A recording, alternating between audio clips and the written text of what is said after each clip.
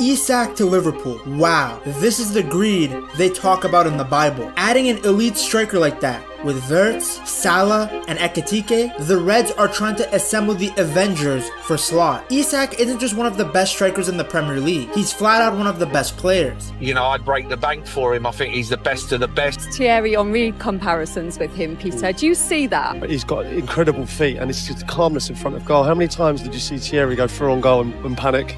You know, not once, I don't think. And the same with you feel with Isak. He plays with elegance, he's clinical, intelligent, he has everything that Nunez isn't. Look at what the Swede has done to Liverpool before. Made the best center back in the world look like Trent. I don't think any other striker has given Van Dijk more trouble than Isak. He has a clever way of pulling Van Dijk out of his comfort zone. Normally, the Dutchman doesn't chase strikers all over the pitch. He likes to stay calm, stay in control. But with Isak, it's different. Van Dijk has to stick close to him. He has to mark him tight, even if he's going out wide, because he has to try and stop him before he even gets going. Look at this match from St. James's Park. Isak did something that few strikers have ever done. He got the ball near the touchline and outran Van Dijk. Yes, outran him. Then just 20 minutes later, Isak scored a beauty, turning Van Dijk inside and out with quick movement and then a sharp finish before the defender could even react. And this wasn't the first time. Isak loves to drift between the center backs. He starts offside, then times his run perfectly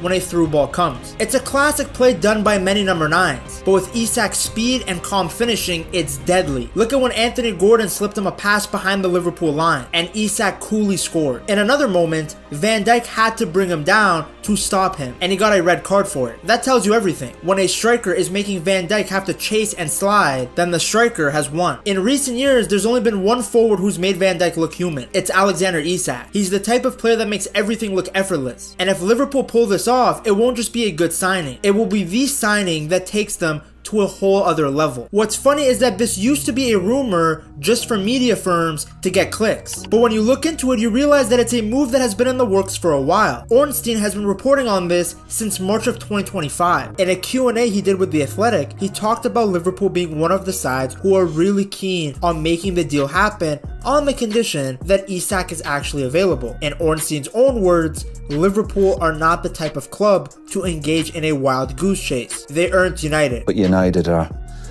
so off it, it's unbelievable. Okay, I added that last part in. Ornstein didn't say that. Now it comes as no surprise that teams want Isak. He had one of his best ever individual seasons, picking up 27 goals, helping Newcastle win a trophy, and helping them secure Champions League football. Unfortunately, Liverpool had front row seats to Isak's magic in the Carabao Cup final. It's a test, it's Isak and it's a goal! They won't rule that one out! What a player. But I do think he has some of the characteristics that Thierry had. Certainly got the speed and a similar build and frame. Isak coming to Liverpool would be huge for his brand. He would get way more recognition, because despite his price tag and the fact that Newcastle got Champions League football, Isak is still quite underrated. A part of that could be his journey. He has never played for the best club in a league. Isak actually began his footballing journey in Sweden. He started his career at AIK with his first team debut coming in on the 28th of February 2016 as a substitute. Despite being 16 years old, Isak still ended up scoring in a 6-0 win. His cameo was actually so good that he was included in the starting lineup for matchday 2. And he scored again, becoming the youngest scorer in AIK's history in the Allsvenskan, scoring at the age of 16 years and 199 days old. Despite only playing a few games, he had really impressed. He ended up signing his first professional contract on the 3rd of May 2016 and establishing himself as a first-team regular. Even when the head coach was sacked, the new manager in Rikard Norling kept Isak in the starting 11. He was just way too talented to leave out. After his 2 goals in a 3-0 derby win against Djurgården, AIK's arch-rivals, Isak really began to make headlines. His own teammate described him as Sweden's new Zlatan Ibrahimovic. A very bold claim, comparing Isak, who was 17 years old at the time, to one of, if not the greatest Swedish player of all time. I know Zlatan wouldn't like the comparison, no mortal comes near the great Swede. Isak finished his time in Sweden getting 13 goals in 29 appearances. With some hype now around his name, he went to the one spot where young talented players turn into stars. Borussia Dortmund. The transfer was for a reported 9 million euros, which at the time was the highest transfer fee ever paid for a player from the Allsvenskan. Now keep in mind, within the footballing world, among scouts and recruiters, Isak's name had some buzz. But among the general public, he was still a nobody. But whatever hype was around his name quickly disappeared as he struggled to really establish himself as a regular first-team player for Borussia Dortmund. He ended up winning his first medal with the club when Dortmund won the 2017 DFB Pokal, but he only appeared once in the tournament and wasn't even in the squad for the final. He scored his first competitive goal for Dortmund in the second round of the 2018 DFB Pokal, but that's pretty much it. Once labeled as the next Zlatan, Isak was now warming the bench. After making 0 appearances in the 2018-2019 Bundesliga season for Borussia Dortmund, Isak was loaned to Dutch Eredivisie club Willem II. Now this ended up being a great move for his career because it really got him back into form. He scored against Vitesse, then scored the equalizer and winning penalty against AZ Alkmaar in the KNVB Cup. That win sent Willem II to the KNVB Cup final for the first time since 2005. From March 3rd to May 15th, Isak got 12 goals and 4 assists in the Eredivisie. He had become the first foreign-born player in the Eredivisie to score 12 goals in his first 12 league matches. In one match against Heracles, he was actually involved in all 4 goals, picking up 2 goals and 2 assists. This period didn't just enhance Isak's reputation, it also got his confidence back. Anyone who was questioning why Dortmund had gone for him, well, they were reminded of what he's capable of. Some forwards can score, some can create, but Isak, well, he can do both. Unfortunately, Isak was never able to replicate that form for Borussia Dortmund ever again, because when he returned from a successful loan stint in the Netherlands, he was immediately sold to Real Sociedad. He signed a 5-year deal with the club in the hopes to get his career back on track, because he had shown his qualities on multiple occasions now, but now he really needed to show it in a top 5 league. And he actually hit the ground running from the very beginning. 4 goals in 5 games in preseason, showing that his form in the Netherlands was not some fluke. His first competitive goal for Real Sociedad came in a 3-1 win against Espanyol. He then picked up goals against Celta Vigo. The woes were compounded for Celta when second half sub Alexander Isak drags the ball off a pass from Martin Odegaard, turned, shot and scored. Barca. Back across the 6, Isak! And he's fired La Real back to level terms! And Osasuna. Does find the back of the net, and Real Sociedad take the lead in the 33rd minute. Late January, early February, he was really on fire, picking up goals in 3 consecutive games. He scored against Mallorca, then scored against Leganés, and then got a goal and assist in a very tough match against Bilbao. Isak's goal ended up being the winner. It's actually crazy, just like his time in Sweden, Isak had come up big in a ferocious and fierce derby. In La Liga, he actually appeared a lot, not always as a starter. He featured 37 times and got 9 goals plus 1 assist. It was good though, he wasn't wasting away on the bench like he was at Dortmund. But where Isak really shone, where he really made a name for himself, was his performances in the 2020 Copa del Rey run. Isak got 7 goals and 2 assists as Real Sociedad won the whole competition, their first major trophy since 1987. He finished as the tournament's top goal scorer. He was a beast throughout the whole competition, but his 2 goals and assists against Real Madrid was really the shining moment.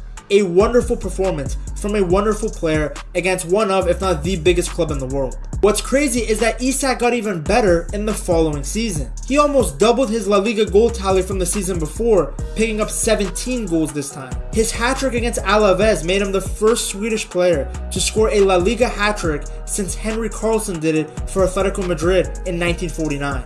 This record was actually really crazy to me because you're telling me I have to go back to almost World War II to find a Swedish player that scored a hat-trick in La Liga? You're saying Larsson and Zlatan Ibrahimovic never did it, but Isak did? What a beast, man. In typical Isak fashion, he also had a period in the season where he went absolutely nuclear. This guy, he must love winters because every time it's January, February, he just goes crazy. Like, look at this form. The following season wasn't as dominant as he only picked up 10 goals in all competitions. It didn't help that he had to deal with a hamstring all season as well. But in those seasons he spent in Spain, he had reminded people just how talented he was. And the team that was willing to take a gamble on him was Newcastle. Now, I say it's a gamble because although he was talented, the reported fee of £63 million was a lot for a player who realistically only had one really top season. Because think about it, the season before 2021 and the season after, They weren't some phenomenal seasons. For that amount of money, you're hoping to get an established player. And Isak, well, outside of those seasons, he hadn't actually flourished that much in a top 5 league. But Newcastle knew he had potential and were comfortable developing him into the superstar they knew he would become. And he pretty much justified the feat immediately, scoring a goal in his debut against Liverpool. Announcing the arrival of Alexander Isak. Then he scored against Bournemouth a few weeks later. Unfortunately, Isak did pick up an injury right after that, which kept him out for weeks. When he returned though, he still had some great performances. He got the winner against Fulham, scored a brace against Nottingham Forest, and then scored another brace in a 6-1 slapping of Tottenham. Then he showed his creativity in the match against Everton, where he dribbled past like everyone to set up Jacob Murphy. It was actually right after this game in the post-match press conference where even his manager Eddie Howe acknowledged that he sees the similarities that Isak has with Thierry Henry. Yeah, I could see the comparisons there, but I do think he has some of the characteristics that Thierry had. Certainly got the speed and a similar build and frame. The assist tonight was truly remarkable, really, and yeah, I think he's got a lot of potential to improve and get better, so great start for him here. The following season, Isak got even better. He got 21 goals just in the Premier League. First match of the season, he scored a brace against Villa, then a month later, scored the only goal of the game in a 1-0 win over City in the EFL Cup. But even in a season where he performed so well, it was bittersweet. Isak had picked up another groin injury, which had caused him to sporadically miss games throughout the season. Which of course was frustrating because it took away his momentum, because there were periods again in typical Isak fashion where he was going crazy. This time it was during April where he scored against Wolves, Chelsea, got a brace against West Ham, then scored against Everton. When you watch Isak play, he is truly incredible. He's so good on the ball. When you combine his phenomenal technical ability with how good his finishing is, then it's not hard to see why he gets the Thierry Henry comparisons. Even Theo Walcott sees the similarities. And the Premier League is perfect for him because when the speed of the game is higher, he can utilize how quick he is, how strong he is. All of that works for him. I think he's even acknowledged it himself that that's why he's having his best goal-scoring seasons in the Premier League, a league that many people consider the best in the world. That's the league that suits your game the best, you think, the Premier League? Yeah, I think so. I think in general, as an offensive player, because it's very direct and, you know, you get a lot of chances. Now at Liverpool, there will be more eyes on him, more pressure too, but that also means more recognition, especially when he does something special. The thing about Isak joining Liverpool is that he would continue a legacy. He would join a lineage of Liverpool having an elite striker that stretches back decades. During most periods, the Reds always had someone world-class leading the line. For older Liverpool fans, they will remember Ian Rush and Kenny Dalglish, two strikers who absolutely dominated everyone in their path. Then there was Michael Owen, who won a Ballon d'Or as a Liverpool striker. An incredible player. Shame he isn't as good of a pundit as he was as a player. Then of course there was Fernando Torres and Luis Suarez. Torres ruined a wonderful career by moving to Chelsea, which is a shame because the Liverpool version of him was one of the most complete strikers I've ever seen. Fast, strong, skillful. Yet now he's remembered more for the miss against United than what he was doing to teams in 2008. For Suarez, to this day, I still believe the 2014 version of him was the highest peak I have ever seen from a Premier League player. He was a freak of nature. He would bite you, then score a hat-trick. He was phenomenal at Liverpool. He was incredible. He had an attitude that I liked, you know. He didn't take any nonsense. I know he did one or two things that he shouldn't have done over his career, but ability-wise, yeah, without doubt, he was sensational. But ever since Luis Suarez, Liverpool have not had a truly elite striker. I consider Firmino a bit of an exception. He was a genius, one of the most important players in the Klopp era, but he was a false nine. He was a creator, a connector, someone who brought others into the play. He wasn't a true nine like the other players that I mentioned. After Firmino, Darwin Núñez was supposed to be that guy. They paid the big fee, bought into the hype, and at times, it looked like he might just explode. He had moments. I don't think any Liverpool fan would say he didn't contribute. They don't win the league without his performance against Brentford, but for what they paid, they expected a star. A player that would have followed the lineage of elite nines at Liverpool. Instead, they got a guy who every time he was in front of goal, it felt like a coin toss if he was going to score. He was either going to put a top bins or out of the stadium. He has the pace, the power, the movement. But when you can't deliver week in, week out, those attributes mean nothing. And that's where Isak comes in, a striker who can bring consistency and calmness to the number 9 role, something that Liverpool haven't had in a long time. In fact, they won the league while at times using a left winger up front. All of their goals came from one man on the right wing. For different reasons, Nunez and Jota, rest in peace, both failed to lead the line for Slot. Jota actually started out on fire in the beginning of the 2025 season. He was linking up well with the midfield and looked like the type of striker that Slot wanted. However, then he got injured, and when he came back, he didn't look the same. Then Nunez has a different problem. He just isn't clinical. Great pace, great aggression, but all of that becomes useless when you have rocks for brains. Slot did his best to improve every player he inherited, but even he couldn't get Nunez clicking. And what pissed off the Dutchman more than the misses was Nunez's attitude after a miss. And players miss chances that I can accept, but what was a bit harder for me to accept, that his behavior after that chance, and with behavior I mean, I think it got too much in his head, where he wasn't the usual Darwin that works his ass off, and he stopped running and working hard for the team. Qualities that Slot does not want to see from any player. As you can see from this data from The Athletic, both Jota and Nunez were underperforming their expected goal. Then look at this graphic. You can see that Liverpool had a lack of shots coming from central areas in the box. Of course, the right side is booming because of Salah, but the middle is like a desert because Liverpool don't have someone elite there. And now, these guys are about to have 2 elite players up front, Ekitike and Isak. And feeding these two will be Florian Wirtz. Isak was putting up Alan Shearer-esque numbers at Newcastle. He was part of an exclusive group of Newcastle players who have scored in 7 consecutive Premier League games. There's a reason the guy is valued at £150 million,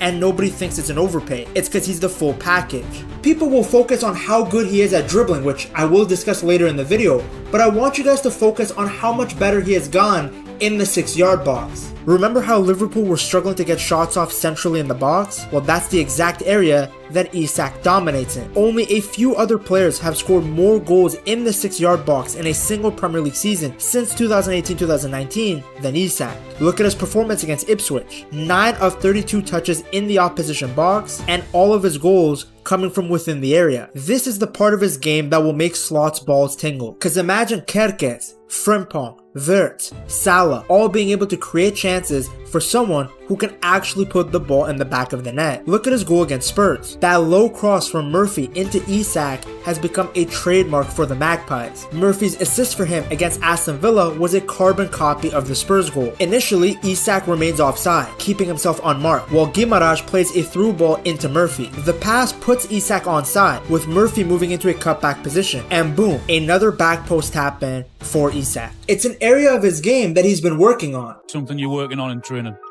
I think it's a combination. Obviously, I always want the ball in the box, but we've been speaking about it as well with the gaffer and to play more centrally. Since then, he has refined his movement, increasing his one-touch shot rate by 15%. At the time of that interview, he only had 4 6-yard goals. Since then, only Haaland has had more 6-yard box Premier League goals than Isak. So is he the Premier League's most informed striker at the moment? Are we agreeing that? He still drops in to help with the build-up, but he finds himself in more back post positions than before. A big reason for this was the introduction of Lewis Hall into the lineup for Newcastle. Well, Kerkez can do the same role for Isak, just at Liverpool. Look at this goal that the Swede scored against United, and tell me you can't see Kerkez making the same cross. Isak comes deep, links up with the play to Guimaraes, then the Brazilian switches the play to Hall. Gordon goes infield, which occupies Mazraoui. That allows Hall to have more time, and it meant that Newcastle could flood the box. Isak ends up attacking behind Harry Maguire and heads in the cross. 3 center backs all focused on the runners, yet nobody tracked Isak. Newcastle scored from this exact pattern of play against Leicester as well. They created a 2v1 on the right back James Justin, and Gordon released Hall. Isak drifted to the back post, with Murphy and Tonali also crashing the box. Now Hall gets a bit lucky with his cross, which bounces off Connor Cody, and it goes straight into the path of Isak, who heads it in. But once again, excellent positioning from Isak. What makes him so valuable to Liverpool is that not only does he consistently find himself in the right areas, but he's also so efficient in front of goal. In 2024, he outperformed his expected goal tally by 3.07 goals, with a shot conversion rate of 24.7% and a shooting accuracy of 66.2%. Now, if Isak was just a good poacher or just good in the box, he wouldn't be valued at over 100 mil. It's the fact that he gives you a presence in the box while being the type of striker that can create something out of nothing that makes him so elite. Look at what he did to Everton. This is where he received the ball from Dan Burn. Now look what he does with it. To get a fourth, Newcastle into the corner. He's taking on two. Oh, he's beaten them. It's wonderful skill from Isak. What a run, Alexander Isak. It's going to go in. It's Jacob Murphy. Then you have the chip goal he scored against Emiliano Martinez and Aston Villa. As if the previous goals against Liverpool weren't enough, here's another one. Look at where he is when Anthony Gordon gets the ball and compared to the position when the pass is made. He accelerates between the Liverpool defenders and he doesn't even need to take a touch because he lets the ball do the work for him. He shapes to go one way, then opens his body, and then a nice finish. Very Thierry Henry-esque. His blend of technical quality, intelligence, and finishing makes him a genuine difference maker. At Sociedad, he was skillful, but he didn't have the output. Then in his first few seasons at Newcastle, he had the output, but he wasn't as good at being a poacher. Now though, he's the full package, a player who creates and scores. When you combine his technical ability with the wide range of tools he has for finishing, it's not hard to see why he gets the Henry comparisons. At his best, I would say he's even better than Haaland, because Haaland is reliant on service from others.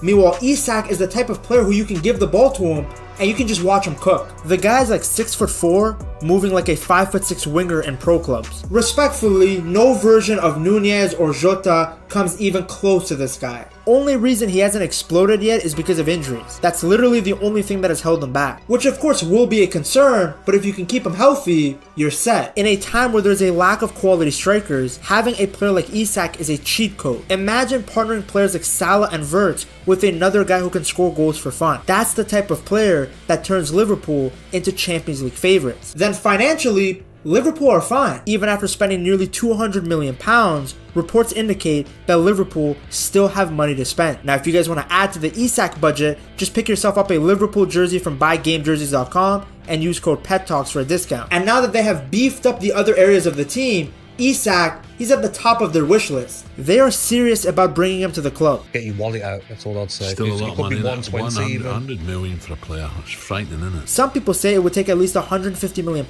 just to get Newcastle to pick up the phone. If you got the 150 million, you would, wouldn't you? No is the answer. Really? So how much do you want? Others think it could go as high as £200 million.